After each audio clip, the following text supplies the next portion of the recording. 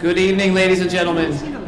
My name is David Sproles, and I'm the president of the New York School of Interior Design, and I am thrilled to have you here this evening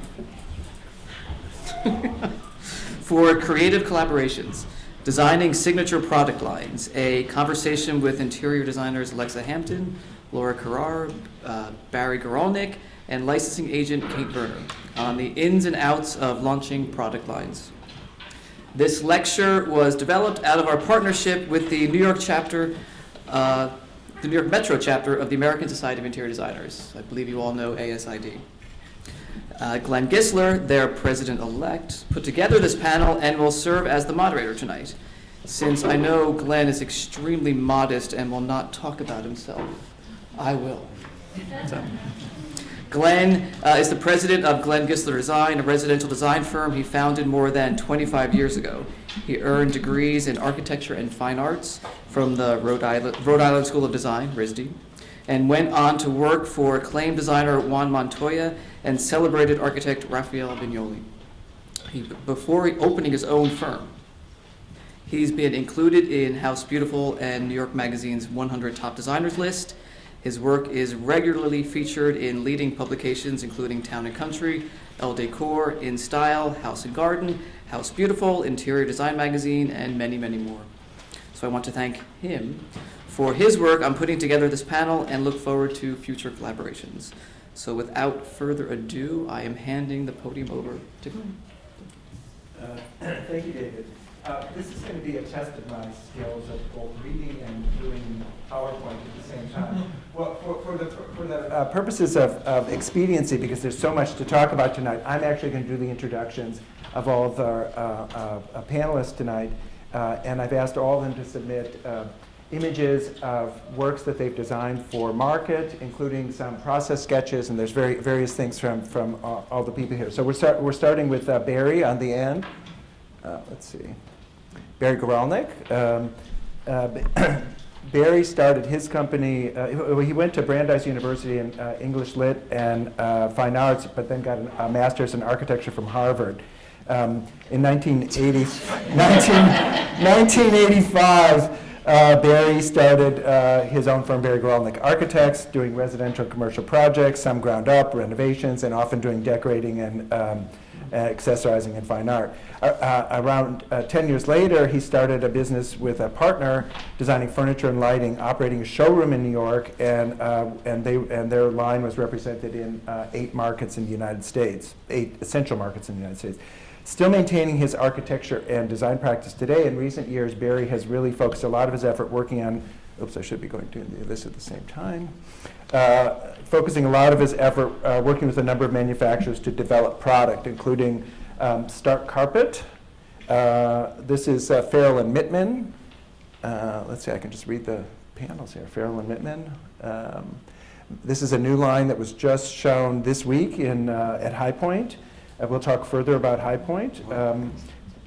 So Barry's doing upholstered furniture and case goods. He's also, Barry's been doing lighting for Visual Comfort, which is also known as Circa lighting, depending upon where you're buying it. How you're buying. Yeah. Yes. Thank you. Thank you for that, Alexa. Yours is coming. Not to worry.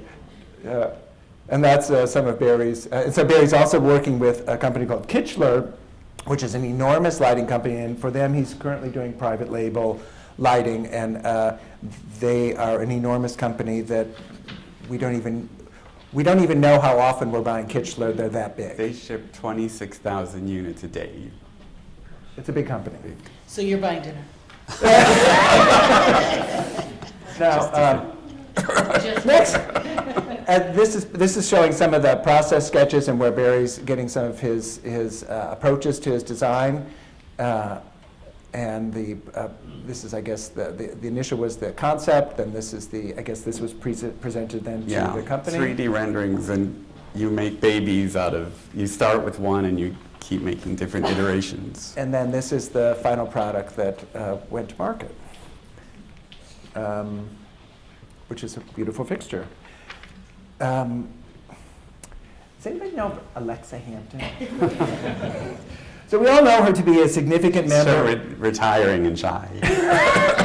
We know her to be a significant member of the New York School of Interior Design community and the New York design community, as well as the international design community. And while we may think we know a lot about her because she's been widely published and we've seen her around, there's so much to be revealed. And I have to tell you, in the process of researching this, one of the things I learned is that, and I was talking about this earlier, that she attended the non-accredited Mark and Dwayne Hampton School of Life and Interior Design, which took her all over the world. Her father, the remarkable and legendary designer, whose influence today is felt beyond just Alexa, and her mother, Dwayne, a Jacqueline of many trades, having significant impact in the cultural life of New York City, including the School of American Ballet, the Carter Burton Center for Aging, Municipal Art Society, a writer, editor, and lecturer. So I don't know, you guys are a very busy family. Scrappy. Scrappy, well, that's true. So then she also went to the school, I don't know, it's in Rhode Island, it's called Brown University, something like that. So she studied English lit, literature and history. Okay. Essential. For design. Essential for design. And then she went to the Institute of Fine Arts at NYU, where she did studies both in New York City and in Italy. In the late 90s, her father passed away, and she inherited and has subsequently carried on the legacy of her father, taking over the family business. I bought it. Okay. In an edible turn of events. We know for. Okay, so so she's also carried on the countless lessons of giving back that were no doubt part of the Mark and Dwayne Hampton School, which is participating in culture. So she's on the board of NYSID, an outspoken member of the board of NYSID. She's on the New York Landmarks Conservancy, the Institute of Classical Architecture. She's got one honorary PhD from Moore College of Art and Design. And this might be the single most important thing, which is the Cosmos Fun and Fearless Award, which I think really laid it out for you. That was permission. That was just permission. I paid. Right. And then actually this spring she's getting her second doctorate from NYSID. So then I think she'll be PhD to the second power. Yeah. Or double D. PH double D. So That could be your rap so getting name. back to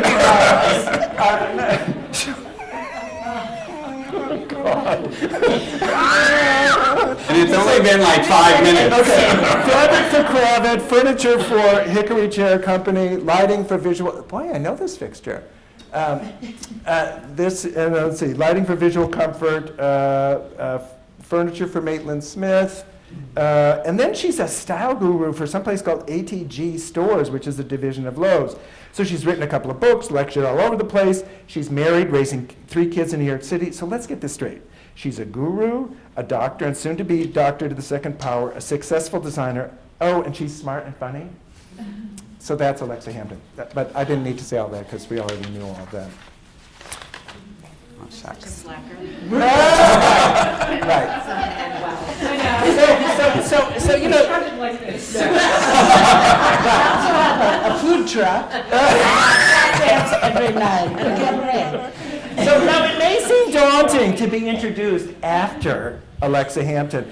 Laura Kirar is no slouch either. She studied sculpture and interior architecture at the School of the Art Institute of Chicago. And we can describe her as the founder and creative director of Laura Kirar Design, but she currently, she designs products for all 4 divisions of Kohler Interiors Group, Baker, Ann Sachs, Calista, McGuire, but as if that isn't enough.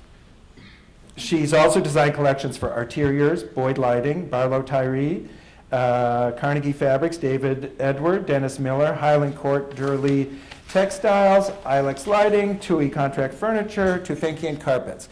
So she owns a beloved Chihuahua named Micho, who's somewhere, Micho's right here, and is married to a terrific, talented, and very very handsome husband. And together, they're restoring a hacienda in Mexico for Micho. Oh God, look at that, that's scary. Wow. Okay, so I want to hear more about that chair. And then we have Kate Verner, and from what I understand, she's been this is Micho's hacienda. That's the little building, and then this is Micho's to the right, but that's still under construction. So there's a lot of stuff going on in Mexico for Micho and family.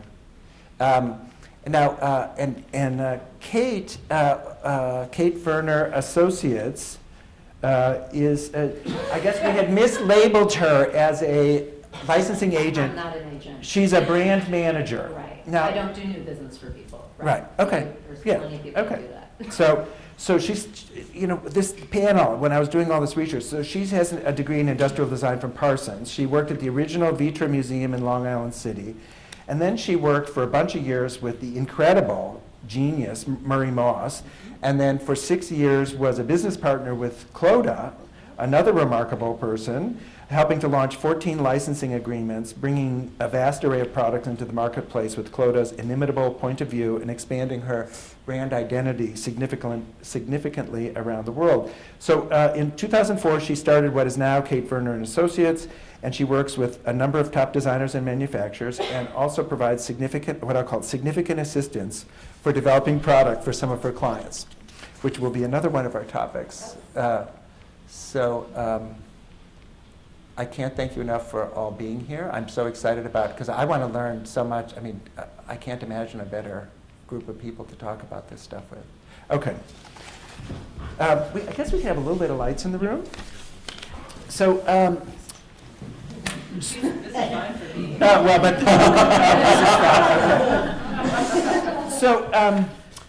so when you license products, you make a fortune, right? Who wants to take this one? I mean, that's why you do it, right? Make dirty jokes in the corner. No, but isn't That is the dirty joke. No, but I mean, from over here, you think like, okay, so I get a licensing deal, and then I go to Mystique at Christmas. That's what it's. Isn't that really what it's No, about? it's more like get a licensing deal and buy yourself a nice pair of shoes. Friends to dinner. Right. Maybe So you could go to Mystique after 10. what I want to try and do is educate myself and others, but also demystify a little bit this process, because there's this mystique about, well, if I have some great ideas, I'm just going to go get them manufactured, and I'm going to be the queen bee or the king bee of High Point and right off in the sunset. But it's not quite. Maybe you can address this. Kate, why don't you talk about this? And I speak about this a lot because I really do want to educate the design community about licensing, because licensing is really more a brand extension than it is a main revenue driver for your own brand. Yes, you can make money at licensing, but not generally, as a rule of thumb, enough to shut down your interior design business. So many designers come in and go, oh, I'm so sick of carrying socks and being their therapist. I can't wait. I just want to get some deals going so I can get rid of them and just keep one or two. And I'm like, right, maybe, but that's not, as a rule, that's not how it works. And the community of vendors that you're going out and trying to get deals with, they like you because you're in all the shelter publications and trade magazines and all that kind of thing. So you have to continue to still be published as an interior designer to have that core following that they don't get on their own. So there are lots of parts of licensing that require you still to be an active designer in interior design. So they expect you to bring value added, aside from just some good ideas about some furniture. You're bringing a new sales channel to them that they don't have access to. So they're hoping that whoever follows you and whatever that aesthetic is, that you're going to be bringing that community and buying power to them because they don't currently get it on their own. But there are people that have made Of a course. fortune. I would think Again, Barbara Berry. no. I think that it's all relative to what you mean by fortune. I mean, Okay, you're well, not today's making terms, I get. $10 million a year. No, that's not coming from Okay, I guess that's a licensing. fortune, right? Yeah, I mean, you can make $1 million a year in licensing, sure, but depends on your tax bracket, where you live, and Right, how many right. private schools you're paying for. Right. But, I think that you can be successful in licensing, and it is a process, and it grows over time. So you have to be very careful with what your strategy is so that you don't go down brand too fast, or, not get partnered with people who have the right amount of distribution. I'm going way beyond. No, but so of the people that are here, I think that I would, at least from here, would think that Laura's core business is licensing and she does design. Would that be accurate, or it's? Well, no, actually not. I think people know me more for product because of the amount of advertising behind Right. that. I do get published from time to time with my interior projects, but a lot of what I do doesn't get published, or Right. the client doesn't want it to be published. I would say when I started my licensing business, and I started it at the same time I started my interior design practice, the amount of work I was putting in was pretty much 50-50 split. That's the work, not the income. Right. At a certain point, let's say now 16 years later, we are spending a lot more physical time on product because that business just continues to grow and grow and grow, and we have become more selective with our clients. For projects. For projects. So, maybe it's 70-30 now, Right. but we still haven't given up. No. our But I mean, practice. to Kate's point, Yeah. but your business of licensing and product development has become It has. a kind of the bigger aspect of your It business. has, but it sort of took 15, between. Right. Well, because year 10 and you have a 18, sort of small 16 and staff. You have a sort of small We do, staff, right? Yeah. It's on any given day, 5, 6 of us. Right, so with all of the products that you're doing, I mean, I would think that that's a pretty small staff to also then be doing design work, so Yes, it's, I mean, we're it's. prolific. But Laura's strategy, and I know too much about this woman because I've worked with her most of those 10 years. years, yeah. But Laura's strategy from the beginning was distinctly to separate her from the interior design community that was trying to license and promote her as a product designer, because that is a lot to do with her training. Got So it. we were from the Yeah. beginning approaching it a very different way. We didn't necessarily want to be the biggest person who we were licensing against at that point in time was Barbara Berry. Right. And we needed to be different than that, and her story was different Right, than that. right. So- I started out as a product designer, not as an interior designer. Right. It made sense. And so Barry, you started in architecture and design, but Right. started pretty early on doing products, but kind of for yourself and manufacturing. Right, I started by designing for clients, things we couldn't find, dining tables, coffee, whatever. And then in the early 90s, Jim Druckmann of 200 Lex had a product design competition, and we won a light and a table, and he marketed them at Profiles, and that grew. We ended up manufacturing an entire line and sold it all over the country for a long time. And so. And then we had our own showroom. And then that sort of diminished, and you were spending more time doing design. Well, it's really, really hard. I always say every Friday at 4:30, I would get on my way to the beach or something, I would get a phone call saying, the trucker knocked the leg off the table and we're in East Hampton, what are we supposed to do? It was like every Friday at 4:30, and I finally thought, I'm going to change my model and design for other companies instead of being responsible for all that. And So that that's started- when we And how shifted. long ago did that really start? It was 5 years ago with Star Carpet. And so it's a relatively, relative to Laura's process, it's a relatively short period of time, but Uh-huh. you seem to have gotten some traction. Thank you. Alexa, how does product fit into the world of your business? Well, I have 2 companies. So when my father died, my mother, as his wife, inherited the firm and had, nothing to do with the firm up to that moment. So I worked for her and set up a limited partnership with her by which every year I would pay to get some of the company. And then after a certain amount of years, I bought it outright. So Alexa Hampton Inc. bought Mark Hampton, and I separate them in my head totally artificially as Mark Hampton is the decorating and Alexa Hampton as the stuff. So I consider my day job decorating. And I try not to get my office, to deal, like when I'm doing a book or when I'm doing the licensing, I do it, mostly on my own. Because, like we have things to do that they're paid, that I need their Right. help with, and they're my colleagues, so that's the design side. So in terms of the process, the Bless you. product development and all that stuff, you're doing that off-site or in your brain and Yeah. with other people? It's So, really not part and- of the Yeah, and Mark so, Hampton company? so it started with the Kravitz family, who had been, it's such a weird experience when you are a famous decorator's child. There was so much goodwill and towards him that I just hoodwinked all these people. They were very lovely and generous to me, and they said, just, out of the blue, we would love to do something with you, like the Alexa Hampton for the Mark Hampton signature clip. It was like 12 words. 50, like, how many words can we fit on this tag? And You might as well have started a law firm. and then in doing that, that first, I was just talking to David Sproles about this, it's that first piece of the puzzle that really, truthfully or not, makes other people then look at you differently. So then that led to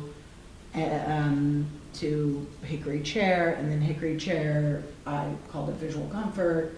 And I'm a big cold caller. I'll just call people and be like, hi, my name's Alexa Hampton.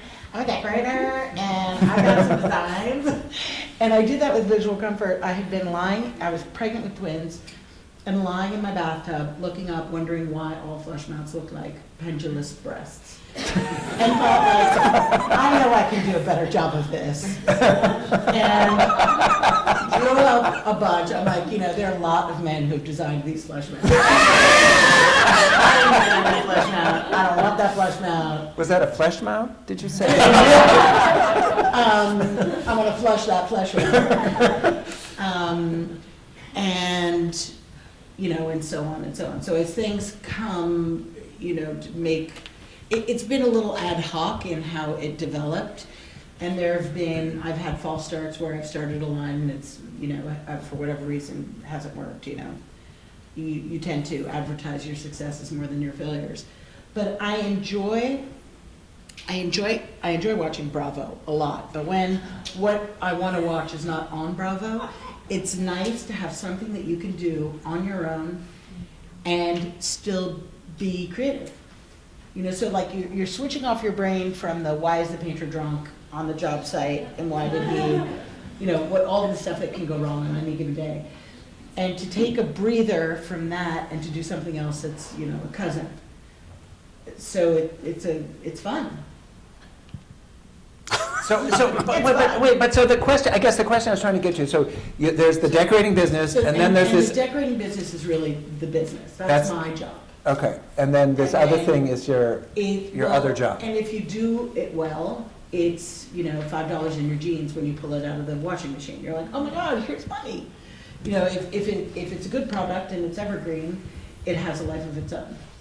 So we're Which going is amazing. Like once you design something and it does well, you can't just hang out there and not do more stuff and make it more interesting or develop it. But when you hit a chord or when it works well, it's an annuity.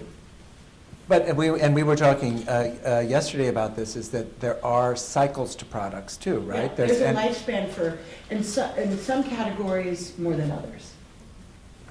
Some it's harder to get going, and then Like some. outdoor has a longer lifespan historically than, say, fabrics. But I guess Doesn't it depend on your style too? Because if it's more classic, it has a longer lifespan It than. depends on the partner as well. Some partners only keep things for a certain amount of time. It depends. I think Alexa's right. There are certain categories that have a longer lifespan than others. In furniture, and a couple of the manufacturers that you work up, long lifespans. The product just. Unless you are a great TV armoire manufacturer. Your business probably turned with all of your misfit toys in it. But that's why it's important, and Alexa touched on evergreen. I mean, if you have the right kind of deal and you're an accomplished designer that's licensing, you write your contracts so that there's extensions that happen so that you can push more product into those categories. So you don't ever want to get yourself signed up indefinitely with doing just one collection of something and then like, we'll just wait and see. Like maybe Right. it sells, maybe it doesn't. I don't know if I want to add more, I'm not sure. You want to always exercise your right to be able to add to it if you want to and if it's deemed a success. And I suppose the more accomplished you are, the more you can The get easier those that clauses, is. that clause can get into your If your stuff contract. is succeeding, Yeah, they Right. want, they want. So I've never been to High Point, that's a true confession. But what, But so you're coming. I am. I'm planning Have next to. year, yeah. So tell me, what happens in High Point? I mean, tell me about High Point. We'll never tell. Laura has a long-standing karaoke night. No, I don't mean that. I know this Karaoke. Kirar. I know it's like Las Vegas, there are things that happen there that just remain It is, there. when- But I'm just when my- talking about for, When my civilian friends are like, what is this place, High Point? I describe it as the Sundance Film Festival. You go to show your movie.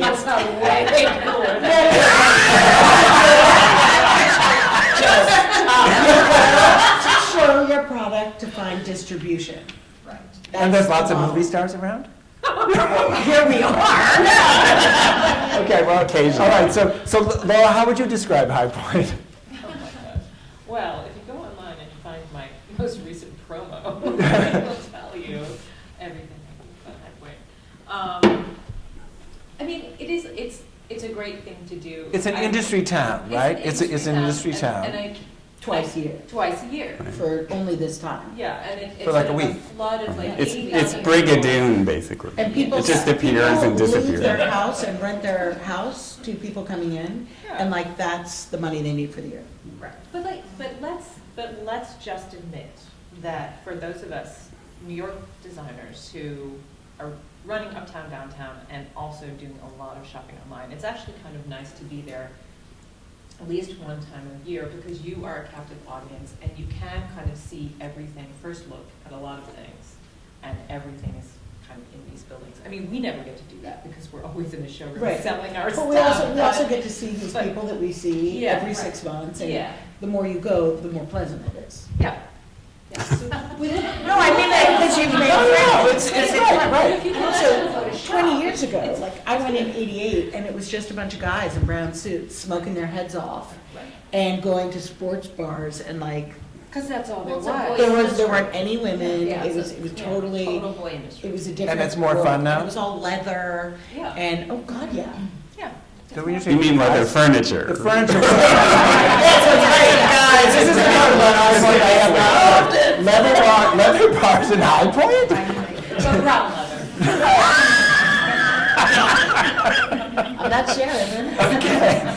All right, so, But what's important to know about High Point, just for everyone to understand, it's not the highest end. No, I mean, it's- it's not. It's the cross section. But it's getting across. higher, It higher is and higher all the getting time. higher and higher, but traditionally High Point has been the mid-section It's where not mass manufacturing. mass manufactured, where, Made in America. retailers Made in don't America? make Not them. Oh, really? No. Some of it. Especially not now. Especially not, not okay. now. But where middle-level retailers and lower-upper retailers would come and shop every 6 months so that they can turn their floors. Right. So it's just important to understand who the audience is, because I've had decorators or designers go down there and be like, oh. And I'm like, no one said it was Holly Hunt. I mean, like, you need to understand where you're going. but there are things to be had there. And there are, Absolutely, and but there it's are getting amazing better. things to see there, Yes. like, I always go visit Randall Heisinger. I'm Yes. sorry, I have to give him a plug because it's like great. going to, Little Decorative Arts Museum, it's amazing. Randall Heisinger, look him up. So it's interesting. TYSI. It's interesting, and it actually educates us about not the world outside of highfalutin decorating. Sure. In a way, it's kind of understanding what the, But it used to be the bailiwick of all the big box stores.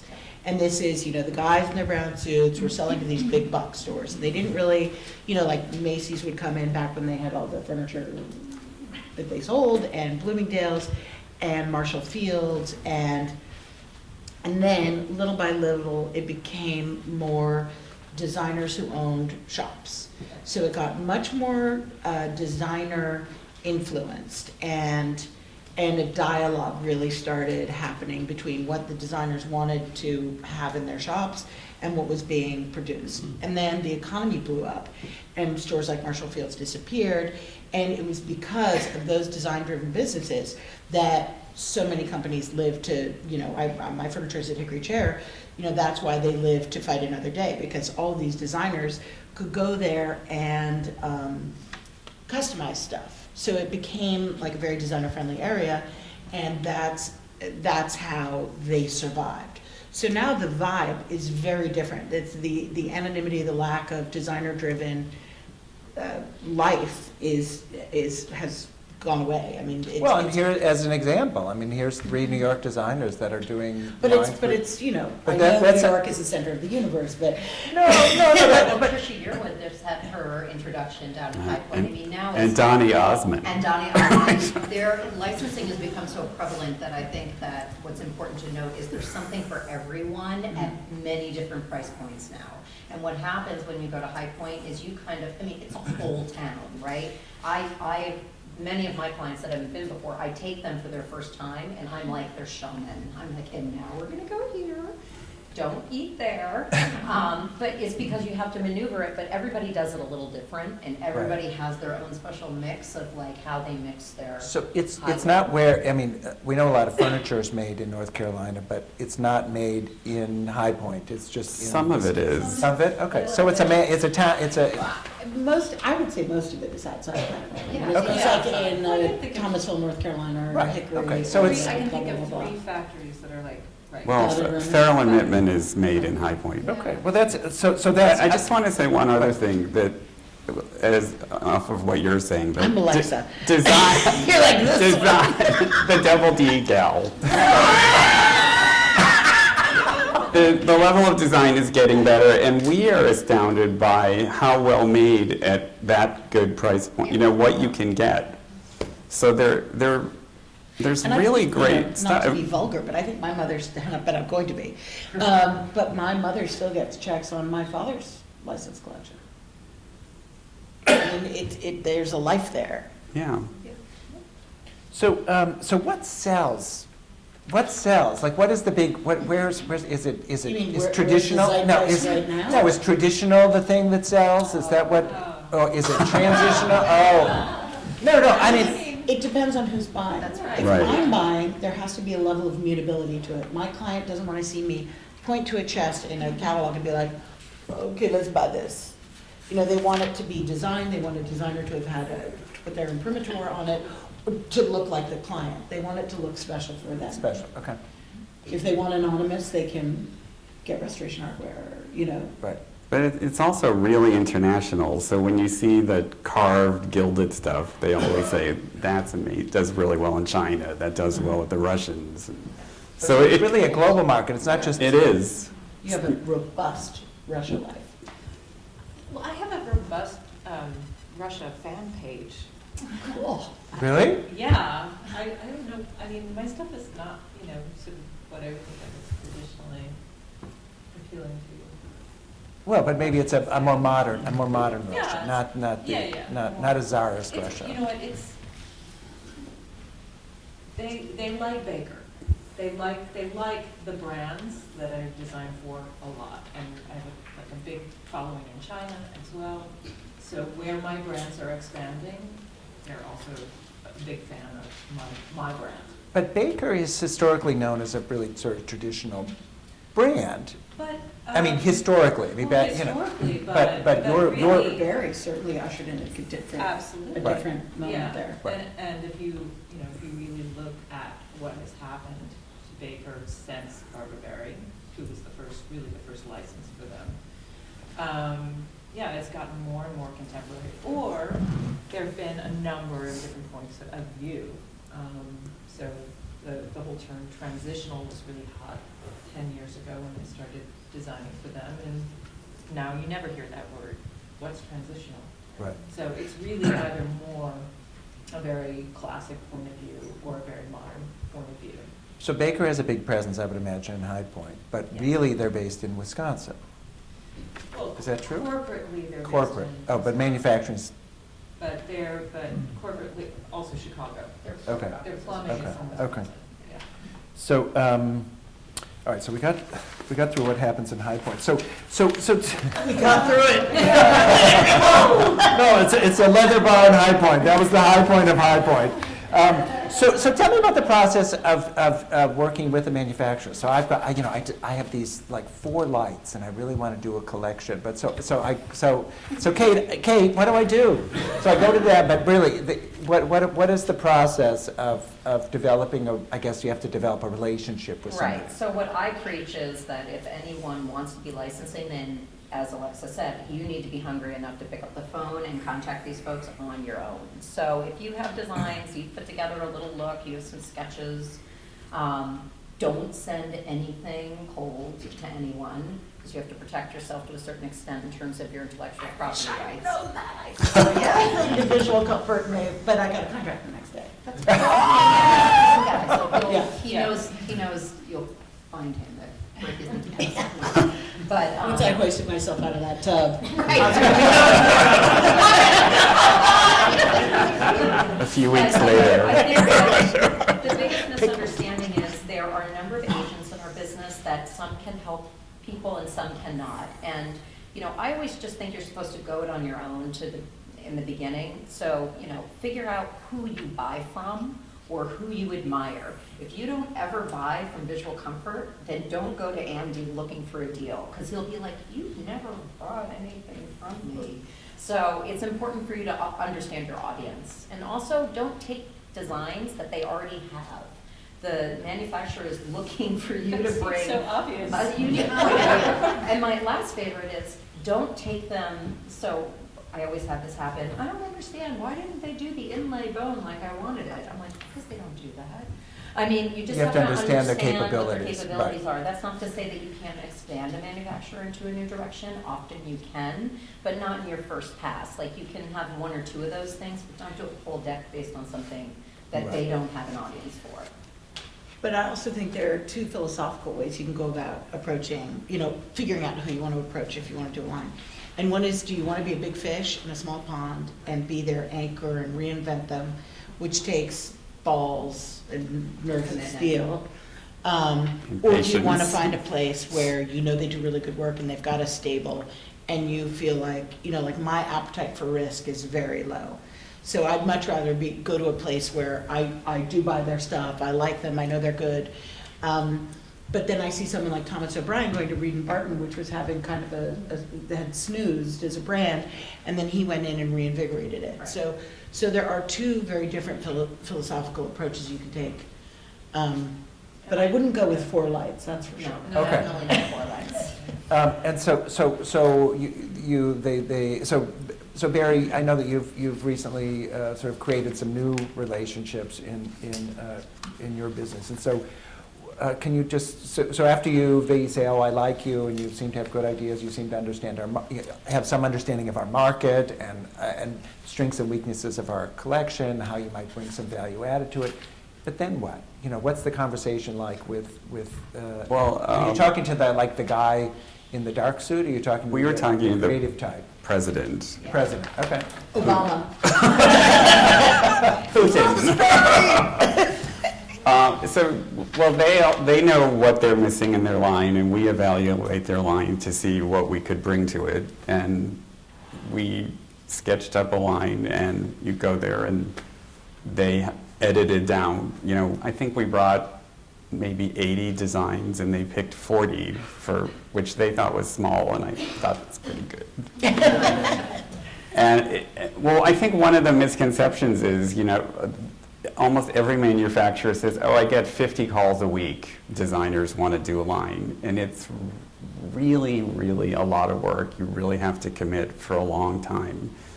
Sketching, we're architects, so we do all the technical drawings, flying back and forth, checking prototypes, and it kind of never ends. We just came back from 8 days where we designed our space, we set it up, we bought all the accessories, we trained all the reps, we met all of their clients, meet the press, and then, you know, it starts all again for the next season. We just presented the fall thing, so it's a lot of work, but, so you really have to love it, I think.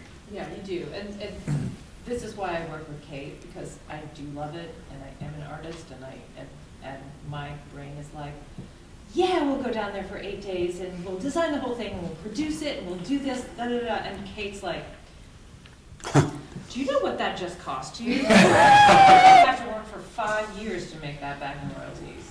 Right. You know, so. Wow, what a bummer. No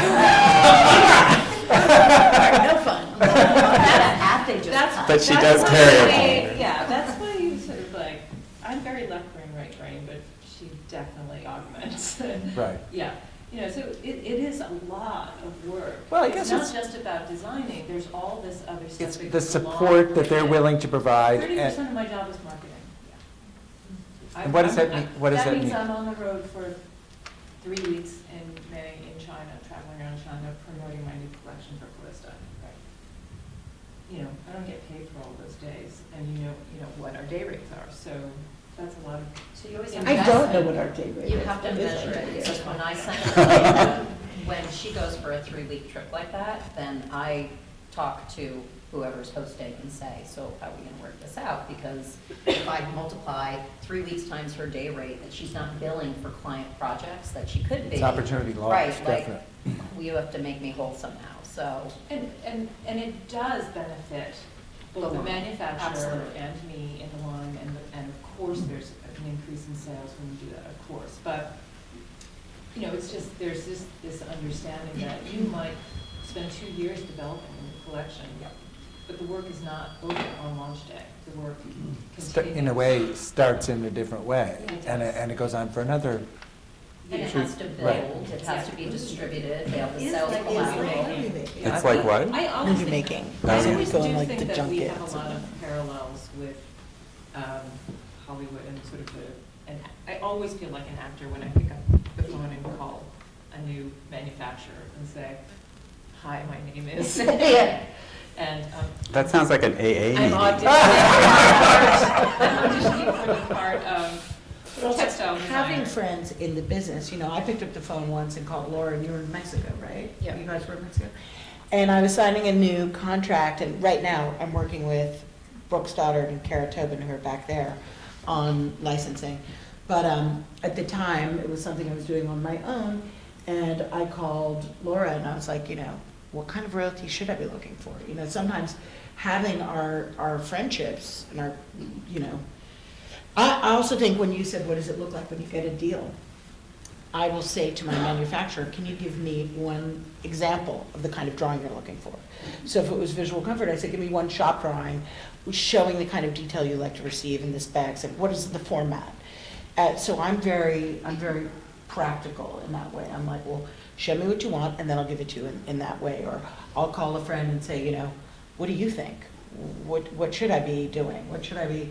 You know, I don't want to just go in there and be unreasonable. No, I do want to. Really? But, you know, like, it's almost like a cabal. You don't know what goes on. You don't know what everyone's Right, doing behind right. closed doors. You don't know what, so it's, you know, I think we're a very tight-knit group. within So the how do profession. royal, how do, It's important to know what's required as well when you're negotiating the deal. Yeah. Because, you know, if you can just pass things off like a napkin sketch, that's great, but if you want full technical drawings and. well, if you want quality control or detail, Right. if you want, I mean, it's Yeah. what you're willing to give up and, But there are manufacturers who actually really don't want more from you than a sketch sometimes. Really? And Yeah. overall dimensions. I'm not. Yeah. But, you know, because it has everything to do with. Could you also where give us the phone where number? it's being made and how it's being made, and sometimes you'll do a technical drawing that costs you, let's say, $1,000 an hour, and it gets where it's going. They don't even look at it, they're just gonna do it the way they're gonna do it. So, you know, just that really. so how do royalties work? So I get a, you know, whatever, I find a manufacturer, or you find a manufacturer. I don't manufacture anything myself. No, but you find a manufacturer Oh, yeah, that you're gonna the work person with, with them. and you have a contract with them, and how does it, do they give you money up front, and then how does how does the financial part of it, I guess, work out in it, you know? You don't have to give us specific numbers or Quarterly or anything. monthly, I've never gotten money up front. Okay. It doesn't happen very often. Yeah. But we always ask for it. Yeah, we can ask. Oh, I don't even ask for it. Oh, you know, we'll talk, we'll talk. You don't ask, you don't get it. I know, but I mean, I also like can't even imagine why would somebody give me money until I've done it and done a good job and it's sold. Oh, Alexa. Ah! In case they didn't know. Okay, so we're gonna have to set up a separate meeing for you guys to hash this. No, but so certain. I'll make sure you get home in bed with my children. They're like, why? Why? No, but I mean, I don't even have an idea of how, so you get a small percentage of a bigger piece and it gets paid out over time and Right. do they take out money for development or it's just, I mean, I don't even have That's the a. wrong partner. If anybody wants to be paid back for development, that's not a good deal. Okay. No, royalties, you're paid off of what the net price is. That's not designer net. It is usually what they sell it to their Dealers. people at. Like wholesale. Right, so it's wholesale. That's like the number one misconception most people have about licensing, that they get paid off the retailer, the designer net. Not true. It's a much lower number. So if a product sells, let's say, I don't know, it's a light fixture that sells to a retailer for $100, Yeah. what piece of that is 3 to 6%. 3 to 6%? And so you got to sell a lot of those. Yep, that's why you have to find a But manufacturer with how- good distribution. But you've also got to look at the category and analyze if you're interested in it. I mean, it's not how I don't analyze it and then go for the deal. Because a license can mean different things to you. It can be a brand clarifier. It can be part of your marketing of yourself, or it can be a moneymaker. And if it's a moneymaker, one has to assume that your $20,000 cabinet is going to sell much less frequently Right. than your $300 lamp. Right. And you adjust your royalty based upon the size of the company. So that same light fixture example, if it's a company that's, say, under $5 million a year, you would ask for a much higher royalty rate because there's no way they can move Right, as much right. product. But in the general High Point world, the rate I gave you is for an average lighting company, that's what they would be giving you. So do people do licensing deals just to broaden their, you know, that they're kind of lost leaders, so it's really just about expanding their, I think like China, which I would like to do, if anyone that's a China manufacturer wants to get to bed with me, here I am.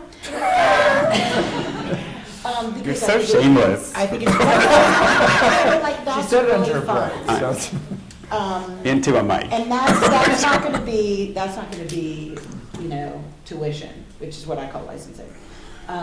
It's not gonna cover fourth grade, but it'll be really fun to do.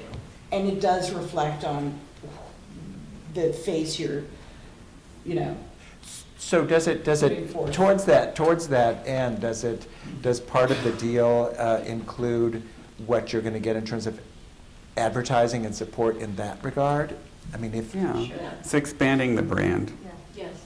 And I think you'd want to have at least, not a loss leader, but maybe a break-evener at least. Oh, break-even or leader, okay. Does anybody in the audience have any questions? Yeah, I think you were talking about protecting your design, your original work. What's the best way to go about doing that? To give you an example, yeah, I've seen the David Bowie album cover, Aladdin Sane, the lightning bolt. I've been to artist studios, I've been to flea markets, I've seen this design reproduced 100 times. It's not their work. The original work was done by someone, Duffy, the Englishman, who is deceased now. So how do you go about protecting your work and starting the original? And It's actually a good question in today's world. Yeah, I mean, the it's- internet and email and imagery. Yeah, I mean, the simplest way is a copyright on something that's two-dimensional, so you have to go and get a copyright for it, which isn't that difficult to do, and I always promote LegalZoom.com because you can pretty much do anything there for $7.99 a month in our business.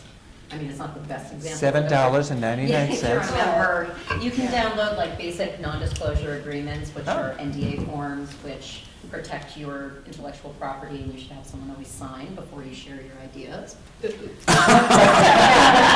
an NDA, but I Not would that say, for Andy your would. example, I mean, that image is something that's basically been in the public Public domain. Yeah, public domain, Yeah. so, you know, there's Is it probably really? no, It's not part of the No. photographer's estate anymore? no. Wow. But- It's, but There's only also- so many years that applies Is as that well right? before it burns off. But getting a copyright still might not protect you, because Right. if I do something in hickory chair, and this has happened a lot of times, and I see something that looks almost identical to it later by somebody else, or visual comfort, I've seen a lot of my stuff reappear somewhere else. They need to change 3 elements to have it be considered new. So that could be like a tiny dimension, that could be the length, the width of a line. So you have to be sort of at peace with the genie out of the bottle thing, and also recognize, like, I didn't invent the chair. Like, you know that Glismos chair? I invented it. Like, I didn't invent it either. So it's part of a greater dialogue that's going on. And that can get very, a trademark is even, right? The trademark is more expensive. The trademark is for Or the generally copyright brand. is. The Okay, so the copyright is copyrights for the it could get product. very expensive It can. doing it. It can, but Well, a that- basic one. And I And it guess. better be like a 3-legged chair with a snout on it, or else Well, it's got, right, other people are gonna be able to. But that's a good point, because then if you go further, and we've had this, there was like that leather hairy chair that went by of Laura's, it's called the Guarnica chair. I love how you describe it. It's sexy.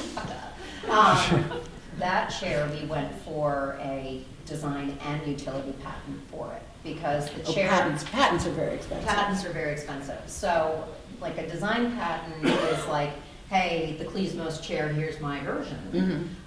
Whereas for what we did with Laura's Guarnica, we actually are in the process of patenting how the leather gets roped through the caning on the inside. So it's not just the look of it, Right. it's actually how it's The made. made. It's a very Right. specific process, Right. and that's what we're protecting. But I know that, when, let's say, I think it was in the 80s when Dongia was really sort of, spearheading a lot about the authenticity and all, but at a certain point, it's, Where did the original? well, and it's like, how do you? And he may have had a Jean-Michel Franck in there, here and there Yeah, too. So. Right, no, and so really, and then pursuing, this infringement of copyright, I would just think would be sort of an endless Right, it process. is endless, and it's never, you don't ever feel satisfied. I mean, we've had a number of situations with things, like, we just found out that Lowe's is knocking off one of Laura's Verstill light fixtures, right? So hers sells for $1,400 through Callista, Lowe's is selling it for like $114. And like, the only difference is the fluting, and we have not a leg to stand on, because they took the fluting off and changed the dimension, and we had a design copyright on it. So I guess you just it's kind of like what Alexa said, you sort of just have to be at peace with what you're putting out there. You're not the originator. There are people, I have a manufacturer that I work with that's all upset that Vanguard's making something that they made. They're like, we made that first. Don't point at me. And I was like, That Barry Veronic What? stole my English title. in the 60s. I Right. mean, like, we didn't do it for the first time either. Right. So it's Right. kind of like just remembering, like, everything kind of gets recycled. It's And I like, could a think- fashion designer Yeah. copyright a skirt? Right, You know, but the it's tough. responsibility is on you as the designer to do something to make it that much more special or unique to you. Or have your version be the best version of it. Or make it hard to knock off, like Yeah. details. It's not as good. Yeah, it's, Anywhere near I as mean, good those as it is. fucking flutes suck. We were wondering when we'd get the F-bomb. But we Boy, this did a version without. We did a version with Yeah. that, but. We Without the never saw F-bomb? Wait, we did a different. version without the F-bomb? That's development. Yeah. It's called value Knock yourself engineering. out. Right. Knock yourself So, Hotels can't knock clean the yourself off. fluting, so we had to strip it off of everything. are there other questions out there? Yes. A very good friend of mine's father was a fabric textile designer, and he did several things for Schumacher and Kravet and whatever. He's still getting checks for them, thank God, One is 30 years old, but he still gets checks for it. But I'm wondering, are fabric companies now more interested in like buying out a pattern as opposed to doing royalties?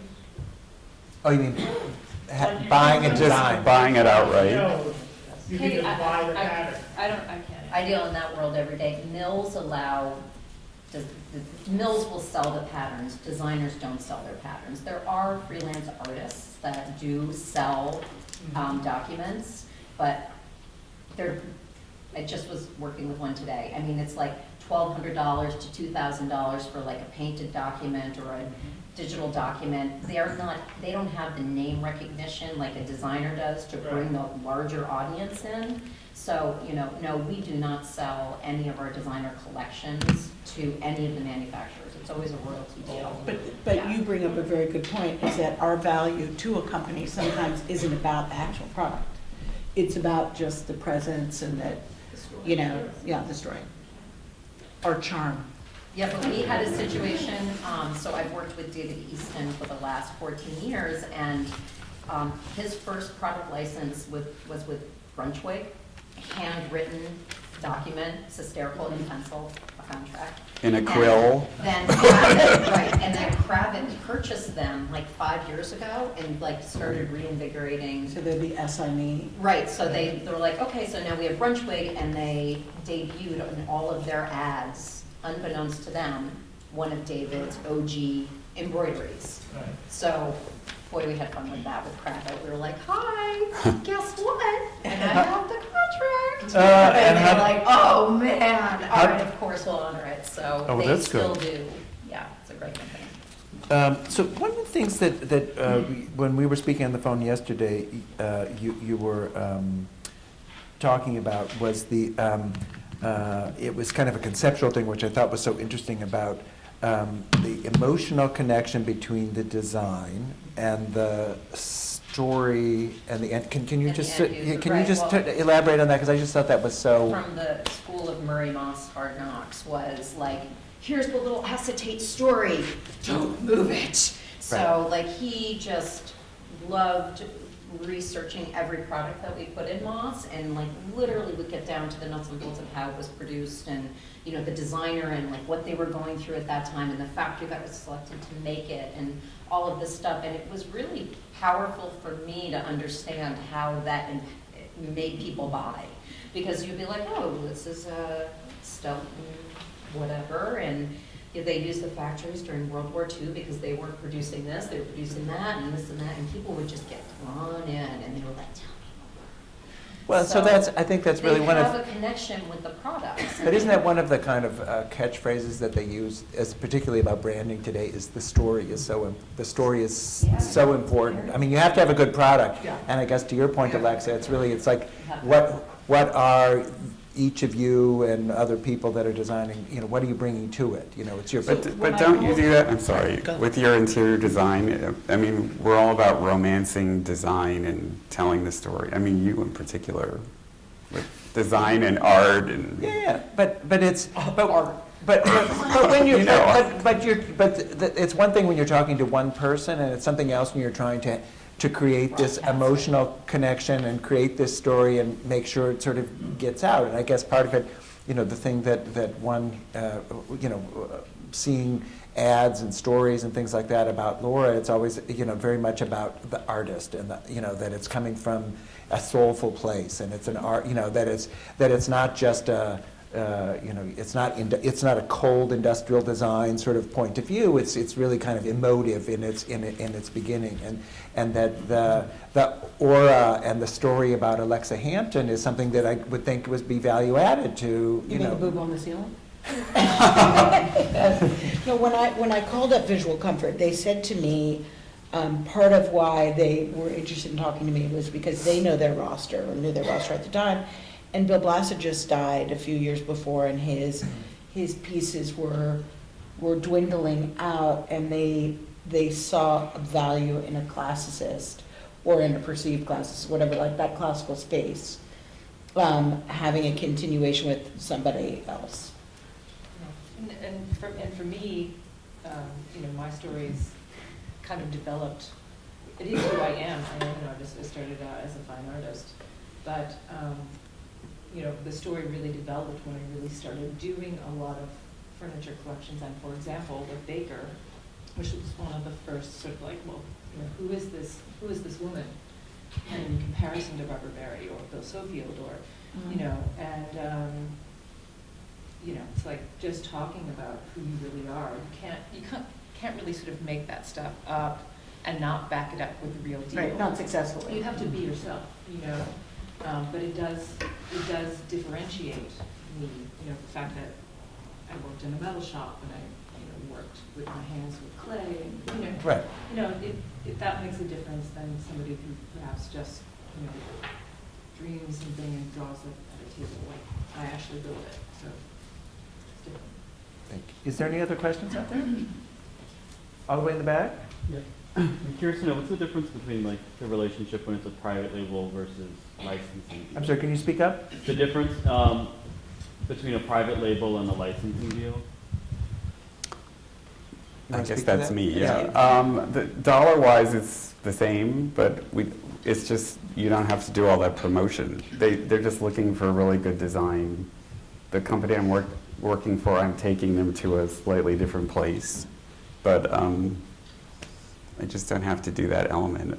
Does it have your Although name we on did it? go, no. Okay, so that's another major difference. So you're It talking doesn't have about your name on it. unbranded, Right. Unbranded private label. which is a little bit different than how we classify private label. We classify private label as something that you're funding and backing yourself and a manufacturer is producing. You're selling it, they're not selling it. Right. So Oh, if you're private labeling something, like Laura has private label accessories and things like that, she financially invests in all the design, all the development, all the inventory. She finds the channels of sale, she staffs those channels of sale and That sounds exhausting. gets, hopefully one day we'll advertise, but all of that falls on her, but then she gets a much larger margin between the cost of goods and what Right, it's sold at. right. versus It's a higher licensing. risk, it's a higher risk, but it's a higher, right, Yeah. return.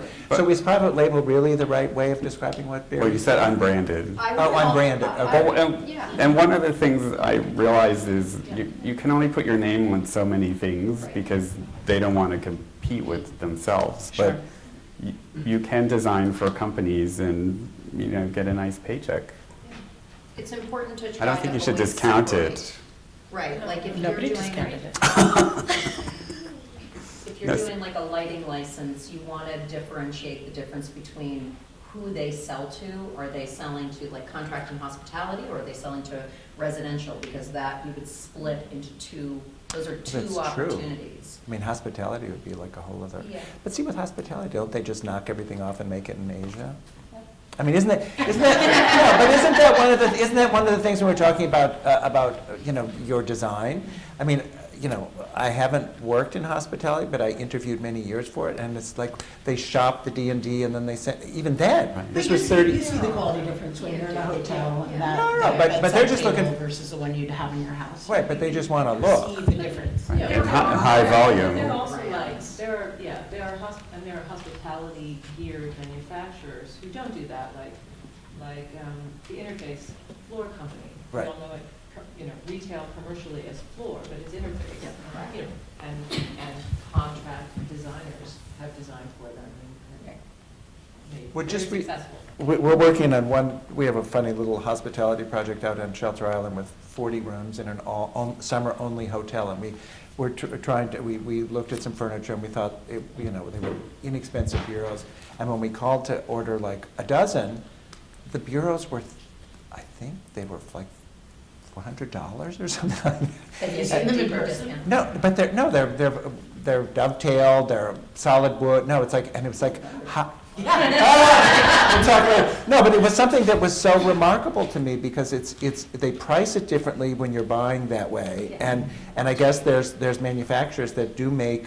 I mean, this is not fancy product. It's just it's first. There's manufacturers that just specialize in hospitality Right, grade, right. furniture, carpet, lighting, bath accessories, fixturing. I mean, the same list you have in regular residential home exists in other categories. Well, and the same thing with plumbing too. I mean, there's the plumbing that sells in the fancy store, and under the same label, it sells at Home Depot, and then they also, some of those manufacturers make the same designs differently for hospitality, right? I mean, it's like the Yeah.